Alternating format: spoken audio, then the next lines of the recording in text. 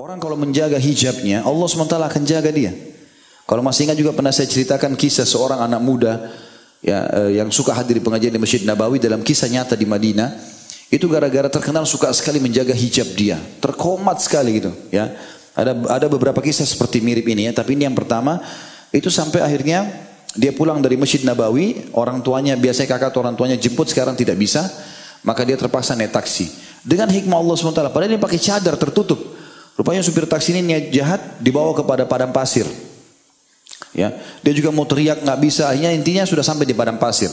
Lalu dia berdoa kepada Allah SWT. Saya mengatakan, ya Allah, Engkau tahu aku sudah menjaga hijabku ini, ya, agar aku bisa menjaga kemuliaan, tidak disentuh kecuali oleh suamiku. Dan laki-laki ini niat jahat. Dikunci semua pintu di padang pasir, dia sudah niat untuk menyerang si perempuan ini. Dia bilang tiba-tiba subhanallah dari kejauhan ada kedipan lampu mobil, gitu kan. Terus tiba-tiba supir taksi ini ketakutan, dia keluar dari mobil, ternyata begitu dekat dia bilang, perempuan ini bilang, saya lihat mobil orang tua saya, ayah saya. Maka dia bilang, saya pun akhirnya melihat supir taksi itu lari.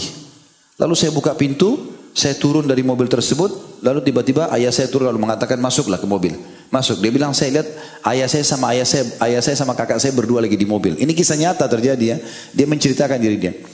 Dia bilang, saya sepanjang jalan karena syok saya nggak cerita apa-apa. Ayah saya sama kakak saya pun tidak bicara apa-apa. Sudah selesai, sampai di rumah mereka cuma bilang, naiklah istirahatlah. Dia bilang begitu saya naik ke atas, saya bel apartemen tempat saya tinggal, begitu dibuka, tiba-tiba saya lemas dan akhirnya pingsan perempuan ini. Kenapa?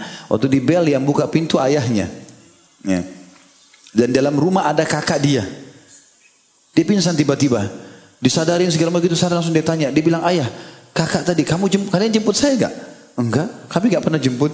Tadi kan sudah kami bilang, kami enggak bisa jemput. Kami pikir kamu mau naik taksi. Mulai dia cerita kisahnya. Jadi subhanallah, Allah datangkan pertolongan seperti kakak dan ayahnya yang datang jemput dia dan selamatkan dia. Kuasa Allah SWT.